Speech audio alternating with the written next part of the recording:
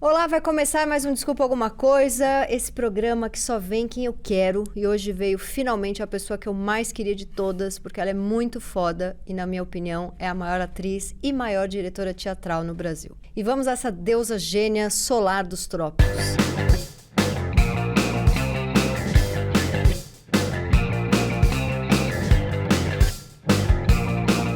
Ela é atriz premiadíssima, diretora de teatro premiadíssima, professora premiadíssima, inventei aí que você ganhou um monte de prêmio como professora, mãe premiadíssima do Rafa e do Pedro, e no cinema já foi a minha mãe, depois a Louca Sou Eu, apesar de claramente não ter idade para ser minha mãe, filme com a maravilhosa Débora Falabella, e mãe, também não tem idade para ser, mas foi, do grande diretor de cinema Pedro Freire, no espetacular filme Malu.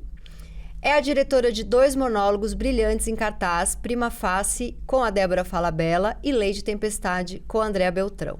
Prima Facie.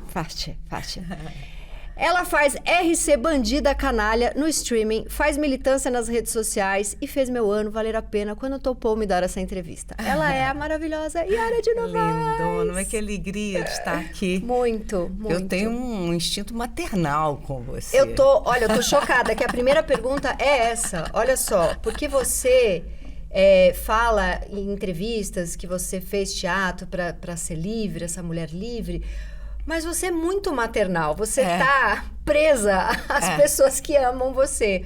Porque assim, conversando com o Pedro Freire, diretor de cinema, gente, ela é muito maternal. Aí Débora sempre fala, a gente é amiga, tal, você também não poderia ser mãe dela pela idade, mas tem essa coisa que é um colo, você é um colo para as pessoas. E eu tenho essa coisa com você também. De onde vem essa tão maternal? Então, eu acho que eu sempre vivo em tensão entre a liberdade e a prisão, entre todas as coisas que podem ser díspares. E eu acho que é isso, eu gosto de cuidar das pessoas. E acho que também o que eu faço em arte, em teatro, tem um pouco de amparo. Eu vejo muitas pessoas assistindo alguns espetáculos, assim, o próprio Malu, né? E terem uma relação, assim, de amparo, por incrível que pareça, assim. A gente, né, no Prima Facie, a gente está falando de violência contra a mulher, no Teoria King Kong, também da Virginie Despentes, agora com Lei de Tempestade, o próprio Malu, mas as pessoas não saem de lá sozinhas ou amedrontadas. Então, eu acho que talvez seja um jeito meu mesmo de ver o mundo. Eu realmente me interesso muito pelas pessoas e pela história delas. E acho que isso me constitui. Eu me interesso pela história do motorista de Uber. De verdade, eu sou até em Belo Horizonte, quando eu era jovem, tinha uma gíria que chamava pescoço. Que é a pessoa curiosa, eu sou perguntadeira. Assim. Eu sou perguntadeira. Eu quero saber. Hoje eu já não te perguntei muitas coisas? Sim. Sim. Não perguntei? Eu tô saindo daqui sabendo muitas coisas já. Interessada pelo outro. Você seria uma boa entrevistadora. Talvez. Eu tive um programa de rádio, sabia? Ah, é? Em BH? Em BH. Na 107 Radioativa. Eu tive um programa de entrevista. Você entrevistava... Era um programa que chamava Em Cartaz, de cultura. E entrevistava atrizes? Atriz, todo mundo, assim. Me lembro, a primeira escritora que eu entrevistei foi Lia Luft. Olha, que legal. E eu já vi muita entrevista sua, você falando que foi pro teatro para ser livre. Você teve uma infância que você não se sentia tão livre? Tive. É engraçado, pois são esses paradoxos.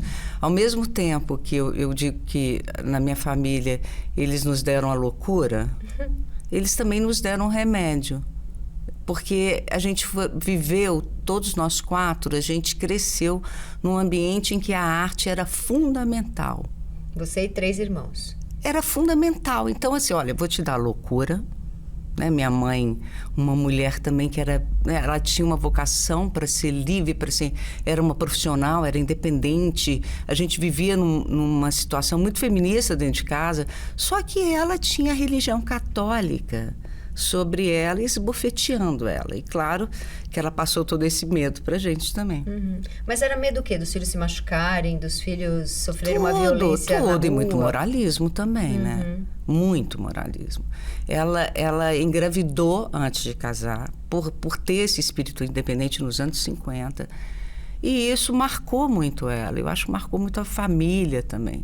Então, ao mesmo tempo que a gente tinha tudo isso, um moralismo exacerbado sobre nós todos, e com medo, e com culpa, e com punição. Você ia domingo em igreja, esse tipo de... Mas assim...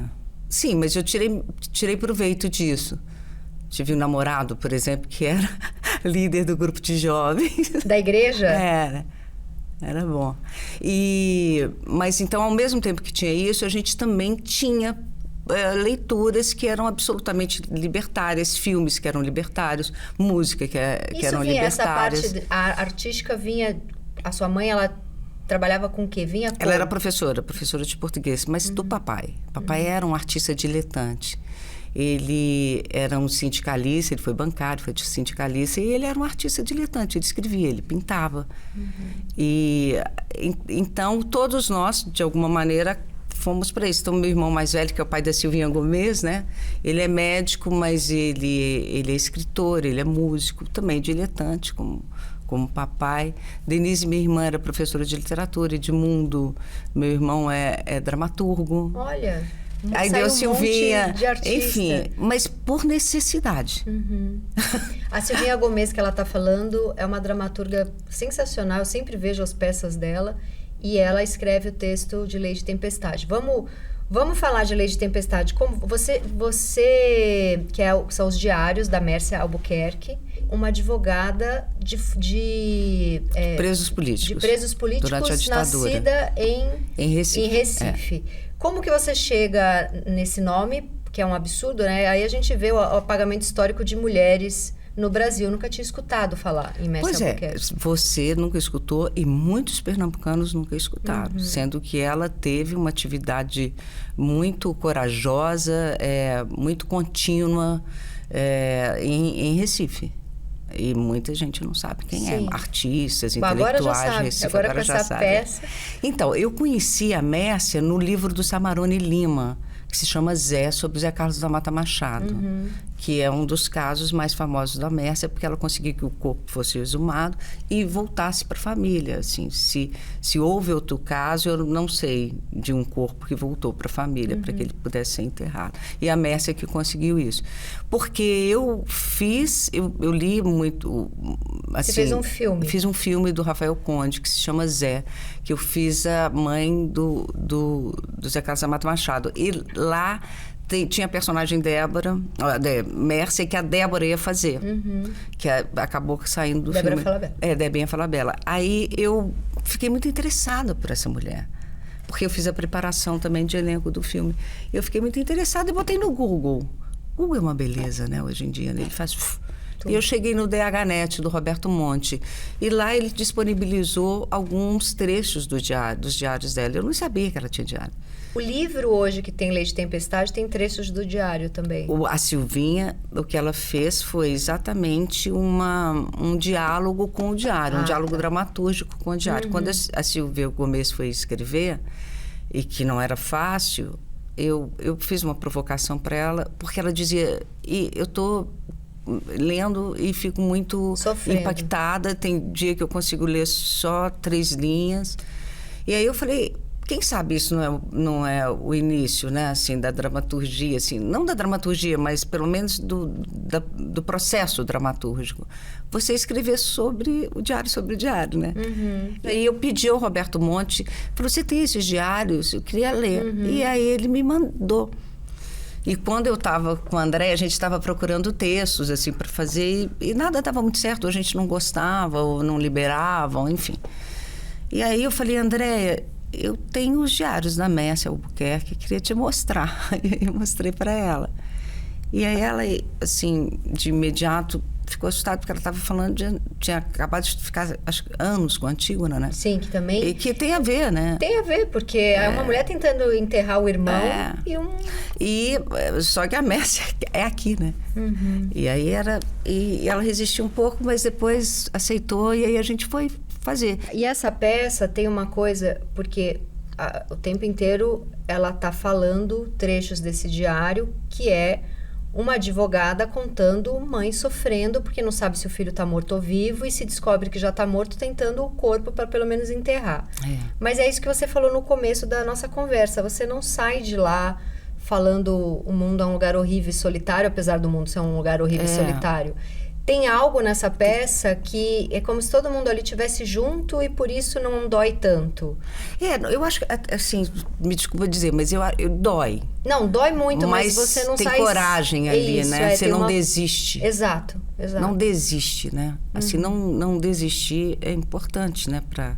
E eu acho que ser uma mulher que está contando que leu esse diário, eu acho que se fosse uma protagonista ali...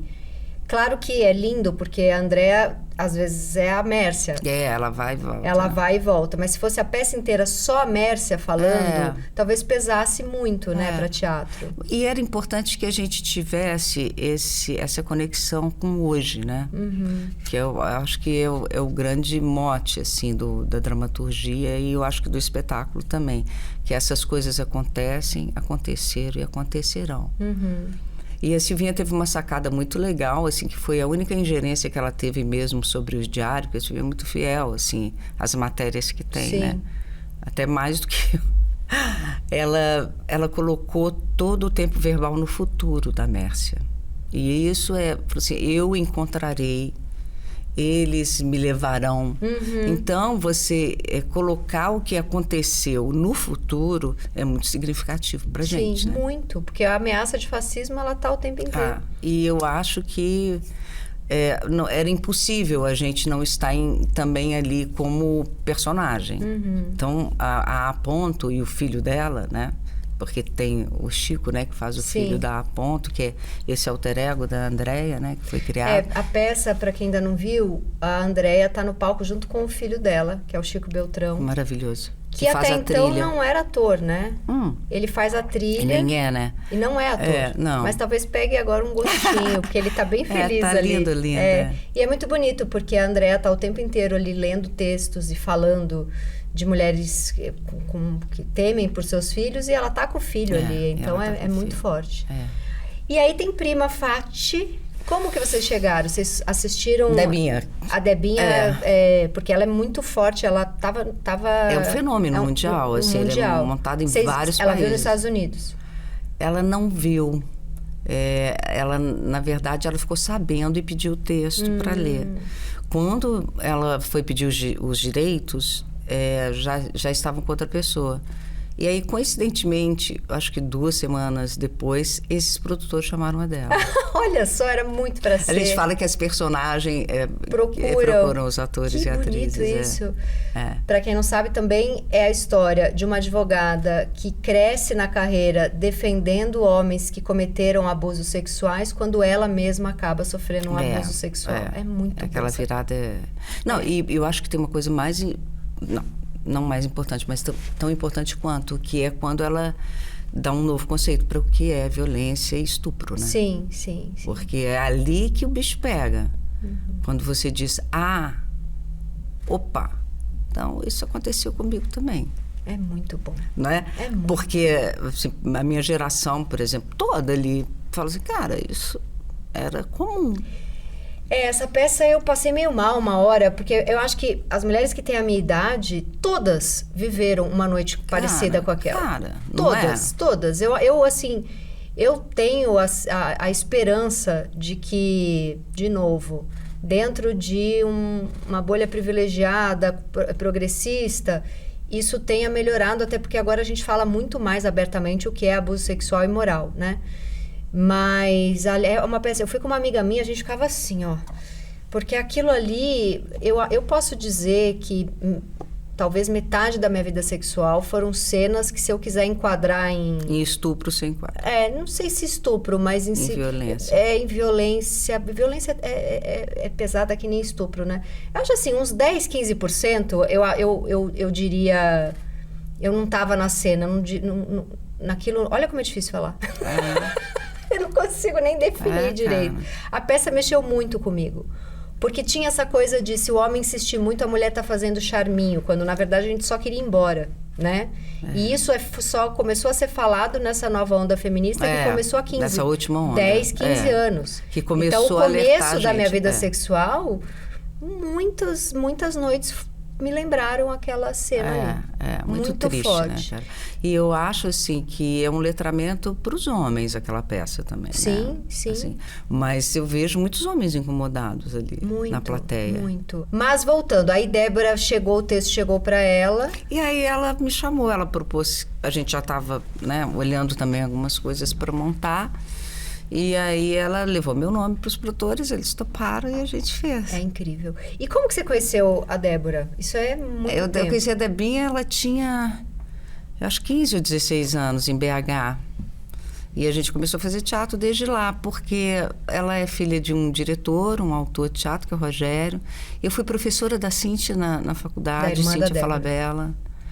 Você dava aula do quê? De teatro. De teatro. É. Como foi? Você foi Porque fazer letras, certo? Fiz letras, Não tinha. Por que você não fez? Porque não tinha. Não tinha. Na minha época, em Belo Horizonte, não tinha uma formação superior. Uma graduação de teatro, de artes cênicas. Foi ter um tempo depois. E eu já trabalhava com teatro. Eu comecei com 15 anos. Eu fiz a minha formação foi muito prática, assim, né? E aí, a letras, querendo ou não, assim, como eu tinha um currículo bom, assim, de eletivas, de optativas, eu pude, de alguma maneira, também escolher algumas literaturas dramáticas ali para, de alguma forma, me sanar ou encurtar esse caminho de formação, né? Que eu não tive, de formação teórica. E foi super legal, assim, porque eu sempre amei literatura. Eu acho que o meu teatro é um teatro que, apesar dele ter um trabalho muito ligado ao espaço, né, ao corpo do ator, a gestualidade dele, né, muito, muito ligado à dança também, ele é um teatro da palavra. Para mim, a palavra é importante. Por isso que eu amo a Silvinha como autora, porque ela é uma autora mesmo, e que preza a palavra, e trabalha ela, e lapida ela. Então, eu acho que foi um caminho melhor. Assim, eu pensei em fazer psicologia, mas como tinha anatomia, eu falei, não vou fazer. Porque eu não conseguiria ficar no laboratório de anatomia. Corpo. Não. E aí eu fui fazer letras e foi maravilhoso para mim. Tudo, assim. O Pedro Freire, o diretor do filme Malu, que é dos melhores filmes que eu já vi na minha vida, você tá assim... Vocês já ganharam o quê? Uns 108 prêmios. Eu acho Festival que uns 16, do Rio ganhou tudo. É muito bom. E você prêmios. tá impressionante. Todas as atrizes estão impressionantes. Mas ele diz que quis você porque ele queria uma atriz com profundidade de teatro. E ele disse que isso foi... que ele ficou impressionado porque gravava de primeira, não precisava gravar de novo. Que você já estava tão na Malu que teve um monte de cena que não precisou fazer. A gente fez um take só. Fazia um take só. Mas também é uma loucura do Pedro, né, cara? Mas não. E tem loucura e método.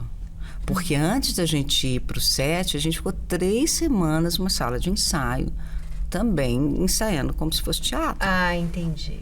Ah, por isso que quando chegou você já estava ali. Ele tem um método que é um método de etude, assim, que a gente vai improvisando, acha qual que é a ação principal, vai improvisando e só depois você decora. Como que é? Você que é uma diretora tão boa, tão premiada, como que é ser dirigida? Te dá uma certa aflição?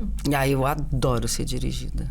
Eu amo ser dirigida. Aliás, eu me ressinto de não ser dirigida. Mas aí tem que ser com gente que você gosta, né? Porque que senão, confia. Porque senão, já que você sabe ali muito bem o que você está fazendo, se você não respeitar, não dá. Mas, cara, eu tenho pego diretores maravilhosos, assim.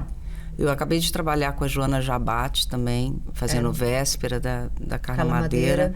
Nossa, é uma diretora incrível, assim, de te dirigir nas minúcias.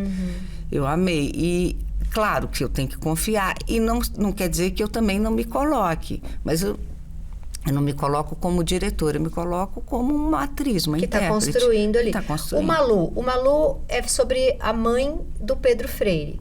Ele ficou tentando te falar, minha mãe era assim, minha mãe era assim? Pelo Ele contrário. deixou você... Pelo contrário. Ele não me liberava. A Malu real. Ele segurou Aí a Malu dia real. ele falou, Yara, não é possível, você está muito com a faca no peito. Eu falei, cara, essas rubricas aqui tem faca no peito. Então me libera a Malu aí. Ah, ele queria que você encontrasse a sua Malu sem ele te mostrar vídeos dela. É a coisa mais linda. Porque ele fez uma autoficção, né? Ele fez uma Malu do cinema. Isso é o mais legal, né? Tanto é que ele colocou uma irmã condensada, né? Que a irmã ele e a Isadora. e a Isadora. Então ele já corrompeu de alguma forma assim a biografia ali, sim, né? Sim. E aí ele me liberou um vídeo da Malu e nesse vídeo eu entendi uma lógica da Malu. Qual que era a lógica dela? Que era incrível, assim. E, claro, que mimetizei uma outra coisa. O que eu mimetizei, assim, não como ideia, as onomatopeias dela, por exemplo, que ela falava... Aí eu cheguei ali, papum, chito. Isso ela tinha? Fui ali, zoom, cheguei. Né? E ela tinha essas onomatopeias. Eu peguei... E eu acho que é a lógica também. E ele demorou a liberar. Nossa, deve ter sido tão forte para ele fazer esse filme. Foi. Ele terminava algumas cenas. Uma vez ele terminou uma cena caído no chão chorando. Uma cena de briga que acabou de chover e está no escuro. Sei, que você vai atrás da tua filha e vocês têm uma briga muito intensa. Ele terminou chorando no chão. Ai, gente. Chorando. Eu acompanhei, eu sou amiga dele e eu estava perto dele quando a mãe adoeceu, fui no velório da mãe. Eu vi o filme aos prantos, com essa distância gigantesca de ser amiga de alguém, não a pessoa que... Eu imagino ele fazendo filme sobre a mãe. Ele tinha uma adoração por essa mãe, ao mesmo tempo essa dificuldade... E uma coragem, né? Assim, de poder... E eu sou uma escritora de autoficção e eu escrevo muito sobre a minha mãe. Então esse filme... Foi uma porrada, assim, boa pra mim, assim. Muito forte. E você sabe que é um filme que ele atinge muitas pessoas, assim. Quando a gente estreou em Sundance, a gente ficou com medo, porque tem assim, uma embocadura brasileira muito grande, né? Sim. Até, assim, a temperatura brasileira, né? Sim. E, cara, era impressionante, as pessoas chorando, assim, até catarticamente no final do filme lá. É que eu acho que na hora que vai pra mãe e filho, todo mundo é latino. Aí. Todo mundo é aquela temperatura. É muito louco, né, cara? Como que isso é basilar, estruturante, né? Sim. Eu vi ontem um filme absolutamente nada a ver, mas eu e minha filha, a gente ama todos os desenhos do Estúdio Ghibli. E aí tem um que chama, acho que é até a dica que eu vou dar no final hoje, que chama As Memórias de Marnie. Que é um filme, assim, até o texto original é americano, mas a adaptação do desenho é japonesa. E na hora que vai pra relação mãe e filha, é latino o negócio, Então... Mas aí ele falou que vocês andavam na rua e as pessoas iam falando com você apaixonadas. Cara, ainda tem isso, sabia? Outro dia eu cortei esse cabelo pra uma nova personagem, aí eu recebi no Instagram... Eu disse, olha, você cortou o cabelo, eu era pegada, porque aquele cabelo me lembrava a Malu. A Malu. E às vezes as pessoas tiram foto comigo porque querem tirar foto com a Malu. Sim. E isso que é maravilhoso, assim, que a arte pode fazer, né? Porque o Pedro conseguiu colocar a Malu num lugar que ela merecia, sim, né? Sim, de artista, de mulher, assim, com essa verve, né? Assim, de liberdade, né, de oposição a tudo que é opressor, a tudo que é moralizante. E tinha uma coisa, né? muito bonita ali que devia ter nela, real, com certeza, e que tem um pouco no Pedro também, que é... Você acha que a pessoa tá meio maluca, você vai prestar atenção, ela tá falando uma mega verdade, né? E isso, ele poder contar essa história, que imagina ele pequeno, essa sensação de... Deve ter gente olhando achando minha mãe meio maluquinha, mas na verdade ela é a mais sã de todos aqui. Isso devia ser difícil para defender criança. Mas daí depois você se torna um adulto e pode fazer isso num filme. É muito, assim, estranho, né? As pessoas acharem... algumas pessoas que dizem, sei lá, as verdades, ou têm coragem de viver em presença, né? De louca, né? Sim. E as mulheres são muito chamadas de louca. Sim, muito mais para mulher. Principalmente quando elas têm, assim, uma atitude que é uma atitude mais própria. Né? Que não está necessariamente coincidindo com todo mundo. Sim. Né? Porque quando você coincide com todo mundo, aí tá tudo certo. Se você tem uma falinha que seja, que não está coincidindo, que ela é um pouquinho dissonante, você é louca. Uma vez uma atriz minha, ela estava assim, em formação, falou assim, você é muito louca. Eu falei, cara, eu tô achando que você que é muito normal para ser atriz. Normopata. Cara, né? Tem que ter ali dissonância, né? Claro. Porque não é possível que você vai a todo momento coincidir com o que eles estão querendo que você coincida, com o sistema. Não dá para ficar né, o tempo Ainda inteiro mais para ser artista. reiterativa com o sistema. Sim. Tá errado. Para um artista, Sim. é preciso, né, tangenciar, é preciso transgredir. E eu fico pensando, ele criança, não conseguindo defender a mãe nesse lugar e pensando, um dia eu vou defender. E aí, adulto, ele faz o filme. Acho que foi a defesa que ele quis fazer. Lindo, imagina ele criança lindo, pensando, eu ainda defendo a minha mãe. É lindo. E aí, falando em Louca, você fez, depois a Louca Sou Eu, a mãe da Débora Falabella, e o livro ele a partir o filme é a partir de um livro meu, Depois a Louca Sou Eu, que fala das minhas crises de ansiedade. E ali a mãe, ela é muito super protetora. Como que você é mãe de Pedro Também, assim, e Rafa? Eu sou super protetora. Mas desse jeito, ai meu Deus, pelo amor de Deus, liga chegando lá, que é bem a mãe do filme. Eles não deixam, né? Ainda mais filho homem. Então eles me param. Mas eu me lembro porque eu tenho pensamentos intrusivos, catastróficos. Eu tenho. É muito difícil isso. E aí, um dia eu falei com o Rafa, ele assim, devia ter seus 18 anos, eu falei, então faz uma coisa, manda pra mim uma fotinha de você muito alegre. Que é pra guardar na minha mente. Aí eu falo assim, ele tá muito alegre. Porque ele fala, cara, você só pensa coisa ruim. Eu falei, então manda uma fotinha. E aí, aquela foto que ele mandou mesmo com os amigos, assim. Os amigos me gozavam, diziam, Yara, você não tem meu telefone, anota. A minha mãe, eu começo a namorar, ela pede o telefone do namorado, porque se ela não me acha, cara, ela liga, e eu já tenho 46 anos. Então... Ontem eu tava tomando banho, e eu falei, ai, não acredito, 6 dias seguidos com a minha filha, ela foi pro pai, aí eu tomei aquele banho de, sabe? Fiquei lá embaixo da água um tempo. Quando eu saio, tem mensagem do meu namorado. Sua mãe já me ligou 2 vezes porque não consegue te achar. E eu só tava tomando banho. Então. Ela mandou... E assim... Então, mas os meninos não deixam isso. Imagina. Eles me param. Eu parei ela por muito tempo, mas eu parei de brigar nesse sentido porque eu me tornei mãe. E porque eu acho muito bonitinho eu ter quase 50 anos e ela fazer isso. Então você eu falo, né? Porque quando você tem 30, você briga. Posso ter uma mãe que faz isso. Hoje em dia eu já tô, olha que folclórico, que fofo. Mas eles me param, mas e também eu, né, assim, também me revendo e fazendo a sua mãe. E fazendo a custódia, que eu acabei de fazer também da Carla Madeira, que também é uma mãe Então, você falou da Carla Madeira. A gente estava falando isso antes de começar, né? E acho que tem link com uma outra pergunta que eu quero fazer para você. Carla Madeira, esse fenômeno vende pra caramba, todo mundo ama os livros. E tem essa coisa da elite intelectual, se vende muito, não, né? Será que é arte pura e verdadeira, porque está se tornando popular? Em paralelo a isso, eu já vi você também dando uma entrevista dizendo que durante um tempo você se incomodou muito por não ter terminado um percurso acadêmico, ter os diplomas. E depois você foi entender que olha tudo que você está fazendo. E né, isso é muito superior a ter um diploma ali de um doutorado. Como que você vê essa cobrança de uma elite intelectual em cima... O seu trabalho, claramente, é muito respeitado por essa elite intelectual. Mas... são peças que lotam também. Como que você olha isso? Hoje em dia, eu não tenho muita preocupação com isso. Quando eu tinha essa preocupação, tinha a ver um pouco com a minha manutenção como professora. Sim. Sabe? Era uma coisa mais prática, assim. Sim. Eu acho que cada trabalho que eu faço é um trabalho de prospecção muito profunda. Claro, o né? tamanho da pesquisa que tem que fazer. E aí eu tô nessa, cara. Não tem muita essa preocupação.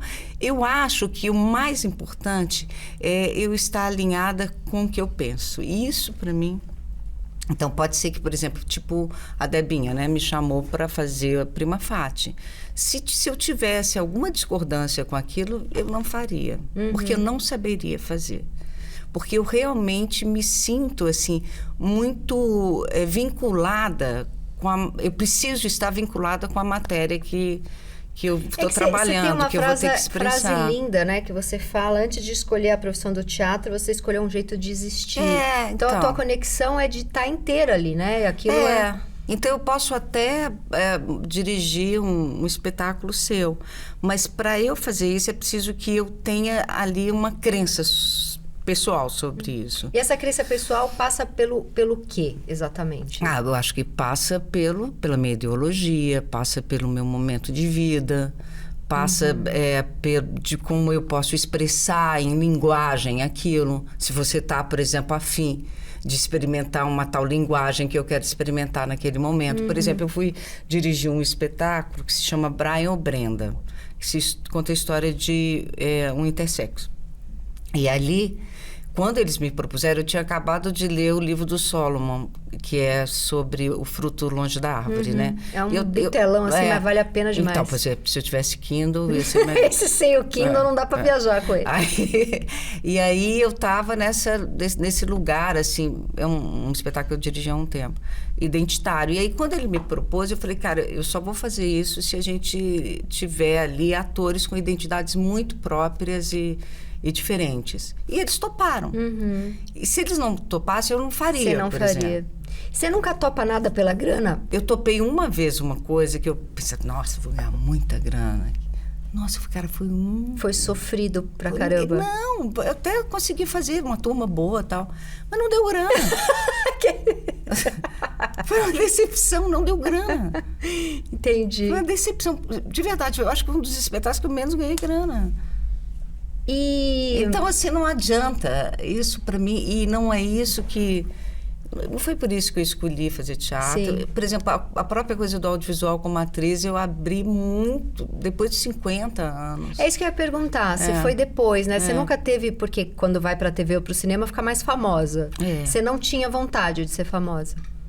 Como que é essa vontade? Vontade de ser famosa, não. Eu sempre tive, assim, eu acho que uma vontade de ter um reconhecimento, assim, como artista. Sim. E não necessariamente a pergunta ser famosa. foi intencionalmente meio idiota para você poder dar uma resposta boa. Vontade de ser famosa só... Não, mas eu entendo. Uma blogueira e influencer. Mas não tem problema. Mas assim, vontade de ser conhecida. Mas eu me lembro que quando eu estava fazendo uma adaptação do Ciranda de Pedra, da Lígia Fagundes, eu fazia Virgínia, direção do Calu Araújo, em BH. Uma direção muito, muito, muito contemporânea. E eu estava me experimentando muito lá e a gente estava lotando, porque, coincidentemente, Ciranda de Pedra foi para os livros da vestibular. Então, a gente estava lotando.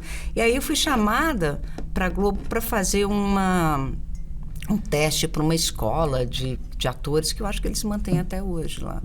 E aí eu fui e eles falaram, então vem. Você foi aprovado. Eu falei, mas o que vai acontecer comigo? Eu vou fazer depois alguma novela? Eu falei, não necessariamente. E eu estava em cartaz, cara, fazendo assim...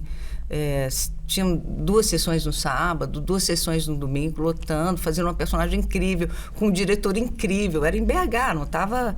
Aí eu falei, eu não vou vir, não. E fiquei. Porque eu senti que ali eu perderia a minha liberdade, a minha autoria como artista, sabe? Sei. E ficaria ali submetida a... Eu sempre falo isso, a uma unidade de medida que eu não queria que fosse a minha. E que eu acho, por exemplo, depois, fazendo Malu, eu acho que foi o grande problema da Malu Rocha. Se ela tivesse ficado em São Paulo, fazendo no teatro dela, e não tivesse ido para o Rio para fazer televisão, talvez ela não tivesse sido tão estigmatizada e tão enxovalhada. Entendi. Ela competiu com uma coisa que ela nem queria. E não estava na medida dela, ela não estava naquele padrão. E como eu também, falei, cara, eu não vou conseguir fazer isso. Mas é interessante porque esse padrão que você está falando não tem nada a ver com qualidade, porque para mim você é das maiores, não tem, você está acima, mas é porque não tem a ver se quiser te colocar num lugar de, sei lá, o teu lugar ele é mais... É um pouco o que o Pedro falou, ele queria uma atriz com profundidade de teatro, de repente se te jogam numa novela, que eu já vi você fazer televisão e cinema lindamente, mas depende do papel, porque talvez você seja tão boa para aquilo que não funcione. Eu topo tudo, assim, depois que eu abri essa porteira aí do audiovisual, tenho sido chamada, tenho muito agradecimento Você fez por isso. até Bandida e tá amei tão gata. Amei fazer Nossa, Bandida. você tá muito sexy de Bandida, cabelão, umas roupas coladinhas. E tem uma tensão sexual ali Tem com a uma Cláudia tens- Abreu. Né? Tem. Muito bom. Acho que você faz. Então, assim, não tem a ver nem com preconceito ou um lugar que eu acho que eu esteja destinada a ele, de jeito nenhum. Tem a ver, assim, de não querer me submeter. Eu tenho horror de perder a liberdade. Horror. E aí seria assim, de repente Sabe, assim, de fica- alguém falar assim, mas eu acho que, sei lá, eu tenho horror de perder minha liberdade. Bota um peito, por Eu exemplo. tenho horror de perder minha liberdade, Ou então, 2 tipos de que poderia ser perder a liberdade. Ou, sei lá, faz alguma coisa estética, bota um peito, ou então começar... Yara foi vista no Shopping Leblon. Não, tenho horror de perder. Qualquer coisa, assim, que eu possa... E aí, eu acho que, como eu fui mais tarde para o audiovisual, assim, eu acho que eu já tinha um caminho já percorrido. Sim. Né? Eu não tinha que necessariamente servir aquilo ou outra coisa, sabe? Eu estava ali como uma artista, uma atriz mesmo, de teatro, uma diretora. Sim. Eu... Tem um respeito muito grande, né? diferente, É assim, diferente. do que querer que eu seja isso ou aquilo, sabe? Não, já chega falando, essa daí, vamos ficar pianinho, que essa aí é grandiosa. Como que é... Você já enfrentou machismos por ser uma diretora de teatro? Claro. Porque a direção, fica essa coisa, a direção é de Claro. homem, né? Claro, já, algumas vezes. Até eu acho que é alguma coisa que existe para você... Mais como diretora do que como atriz. Muito mais. Porque é esse cargo de poder, né? Que vai mandar. É quem vai, de alguma maneira, decidir como vai contar a história. Se você decide. Né, claro que em grupo, junto, tal, mas você tem que, de alguma maneira, convencer as pessoas ou... Por exemplo, olha, eu queria contar desse jeito a história. Como o Chico, né? Eu gostaria de colocar o Chico em cena. O Chico, filho da Eu André acho Beltrão. que a gente poderia fazer uma abordagem que fosse uma abordagem que tivesse um recorte, né, de mães. Então, como você, de alguma maneira, vai decidir como essa história vai ser, né, expressada, vai ser contada, é um lugar de, digamos assim, de mais poder, né? Então, cara, eu sinto até hoje que eu tenho que provar muito, muito, muito, muito mais. Mas já teve que ouvir coisas? Tipo... Sei lá, já teve ator incomodado de vocês- Chamar de louca, sim. Chamar de louca, sim. Mas de um ator que a você Yara, tinha por exemplo, contratado? marcar uma cena, que é uma cena mais... que, sei lá, me lembro que no Ricardo III eu marquei uma cena em que os carcereiros cuspiam. E o ator falou, Yara, tá louca, né, cara, de fazer isso. Eu acho que se, por exemplo, fosse um homem, eles não dariam esse Fosse um homem, ele adjetivo. escarrava e coçava o saco e ia falar, grande nossa, diretor. Nossa, que máximo, né? Que disruptivo. Que disruptivo. Entendi. Mas eu sinto isso até hoje, cara. Eu acho que é dureza, assim. A gente tem que provar o tempo inteiro que Mas que eu consegue, acho, quando né? um homem chama a gente de louca, eu acho que, na verdade, é um ato falho, porque aonde eles têm medo do nosso poder, a loucura tem uma coisa de bruxa, tem uma coisa de poder, tem uma coisa muito forte. Eles não estão diminuindo a gente com a palavra louca, histérica, eles estão com medo, porque loucura e histeria é muito forte. Tem muito força poder, ali, tem muita força. E também, quer saber? Foda-se. Foda-se. É. Sim. Foda-se, cara, porque eu nunca deixei de fazer, desde que comecei a fazer o meu teatro aos 15 anos, eu nunca deixei de fazer o que eu queria fazer. Então, problema deles. Manteve-se sempre muito bem empregada e fazendo Problema tudo o que deles, queria. cara. Tô aí. Não, e você tá, assim, as 2 peças mais foda em cartaz hoje são bom, né? dirigidas por você. O Malu vai continuar ganhando um monte de prêmio. Você viaja bem com o Malu? Porque o Malu viajou pra caramba, né? Eu fui pra Sundance e fui pra Paris. Mas Não você vai consegui. tranquila ou você tem questões com viajar? Não, eu sair de casa é sempre um problema. Eu não é já fácil imaginava. pra mim. Porque a gente no camarim tava falando... não é fácil. Da meio Não. hipocondríaca. A gente estava falando no camarim que ela falou que ela chegou no camarim e eu estava meio alérgica. Ela falou, é rinite? Eu falei, é. Ela falou, não, porque se fosse uma amidalite, minha garganta já ia começar a doer. E eu falei que quando eu vou almoçar com os amigos e a gente pede todo mundo o mesmo prato, se alguém fala, ai, não caiu legal, automaticamente eu passo mal. Claro. Como a gente teve essa conversa, eu já pensei, talvez ela não viaje tão bem. Nossa, cara, é muito difícil. Por exemplo, fazer uma mala para mim, é uma coisa que me atormenta. Eu falo assim, nossa, eu tenho que fazer essa mala. Eu vou fazer uma série agora e estou indo para o Rio, vou ter que ficar lá até outubro. É uma coisa que eu fico doidinha. Não é fácil. Eu fico doidinha. Você fica em hotel? Você fica em hotel? Então, não. Aí, eles me dão um estúdio, eu falo, não, eu vou achar um lugar que eu tenha uma cozinha para que eu consiga transferir para um... eu, quando estava no auge do meu medo de avião, falavam para mim, tenta transformar aquelas 10 horas dentro do avião no teu quarto, leva um creminho que você passa no pé na mão antes de dormir. Nossa, gente, mas é uma loucura. Tenta parecer, mas não, como é que vai parecer? É um caminho muito longo, cara. Eu tive pânico dentro do avião, né, cara? Saí de ambulância. Então, jura? Indo para onde? Do Rio para cá. Tá fazendo um espetáculo Justa.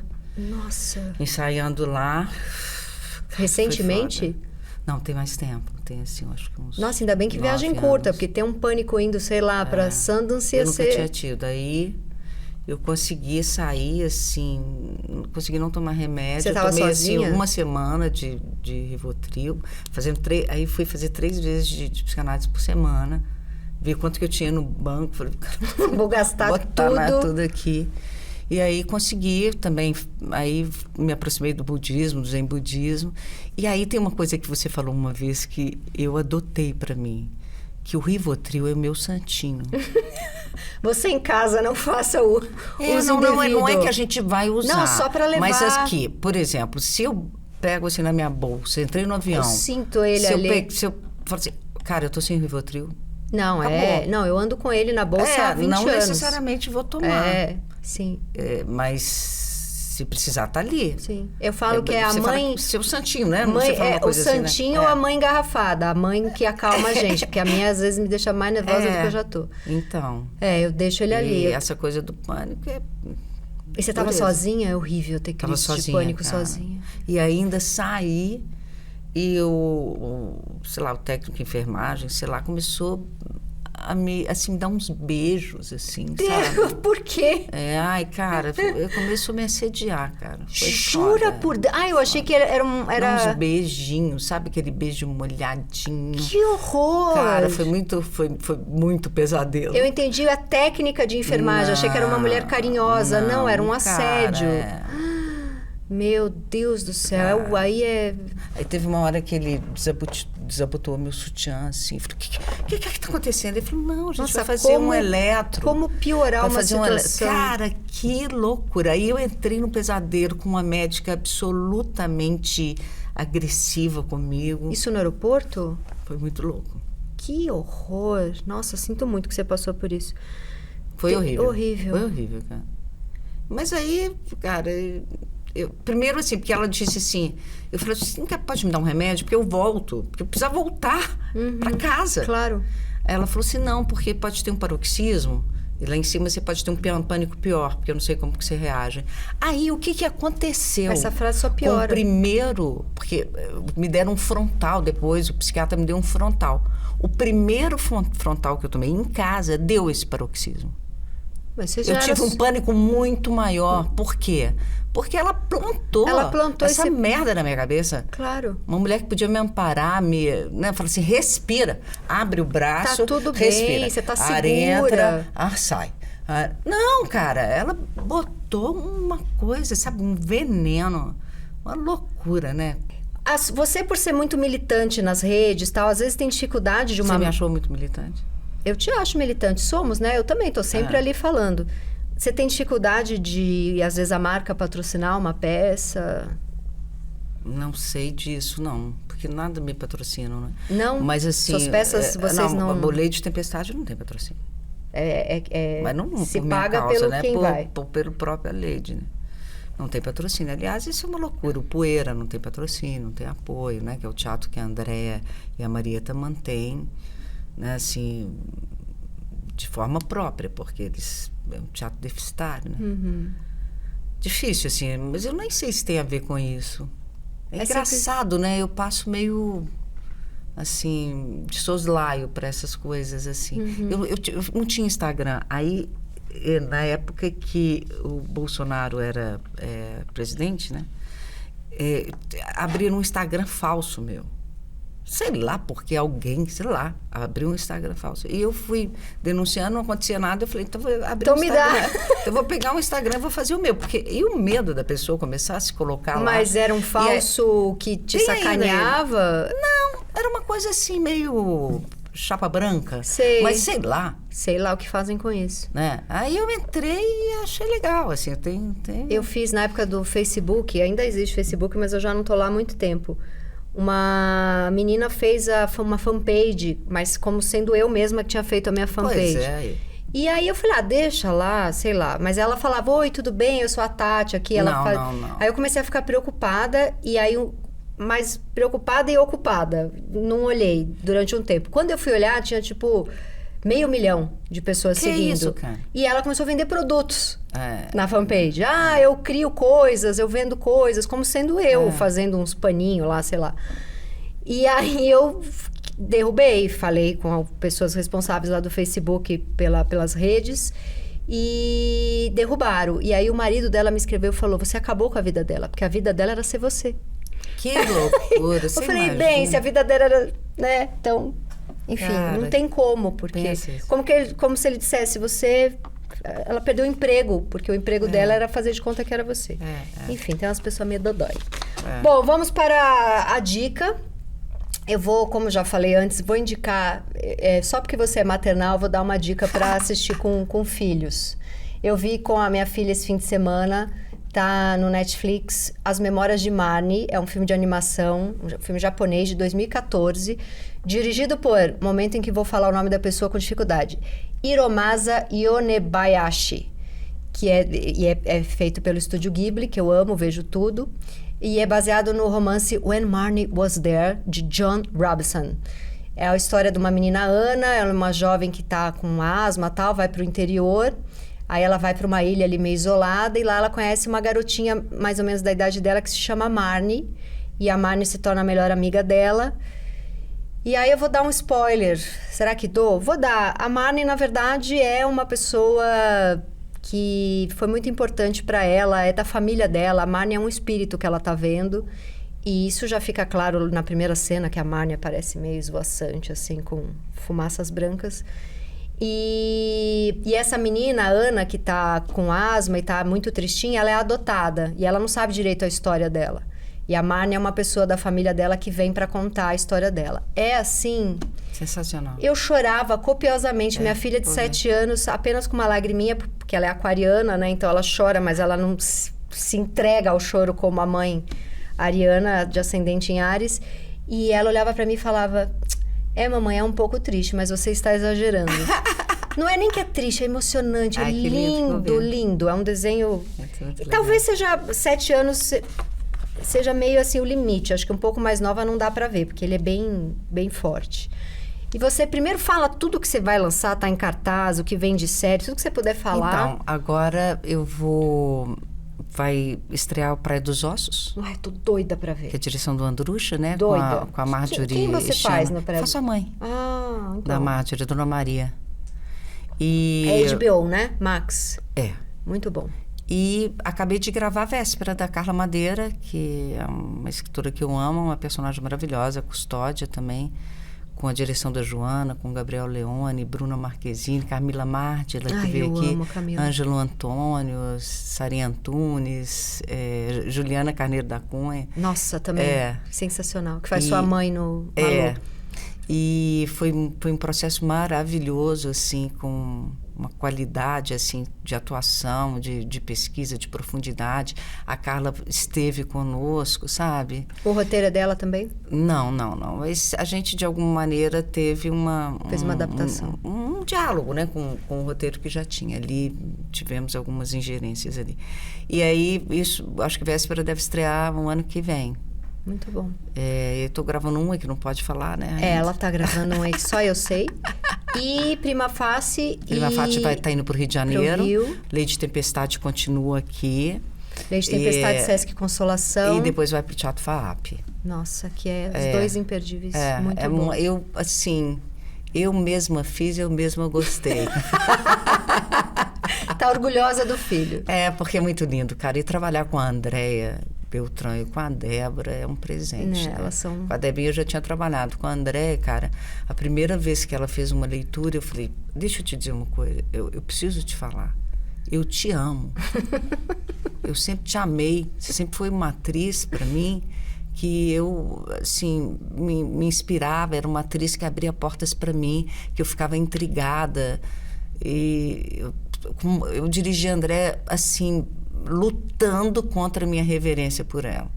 Pra não ficar muito baba-ovo.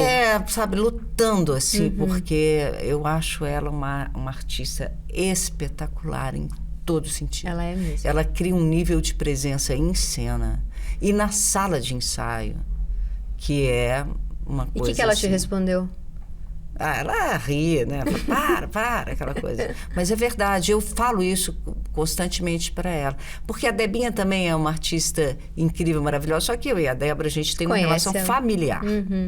A Debinha é uma espécie de filha que eu tenho. Ela realmente é uma espécie de filha. Eu amo todas as filhas que ela tem, que elas teria que ter engravidado adolescente para ter, mas tem uma espécie de filha. Muitas filhas. E a Andréia não, cara. A Andréia é assim uma ponta de lança, uma mulher que abriu portas, que me fez ver assim a atuação de modo diferente, uma mulher que é parceira da Marieta, que abre um teatro, Sim. sabe, que fazia centenárias assim, fazendo um olho que mexia o tempo inteiro a personagem. Eu falei, cara, como essa mulher consegue? Então, estar com ela numa sala de ensaio, para mim, foi... muito forte. Foi muito forte. Muito... E ainda é muito forte vê-la e pensar assim, cara, eu tô nessa peça com ela. Eu dirigi esse mulherão. Mas você é um mulherão espetacular. Muito eu obrigada. Amei. Te amo. Também te amo. Olha, boa sorte. Vou sempre olhar para você e ver mamãe. Vou sempre ver mamãe. Beijo na sua mãe. Obrigada, amor. Você é tudo. Beijo no Pedro e no Rafa, que são uns gatos. Uns filhos bons, viu? Tem uns filhos bons. São mesmo. Valeu, gente. Até semana que vem.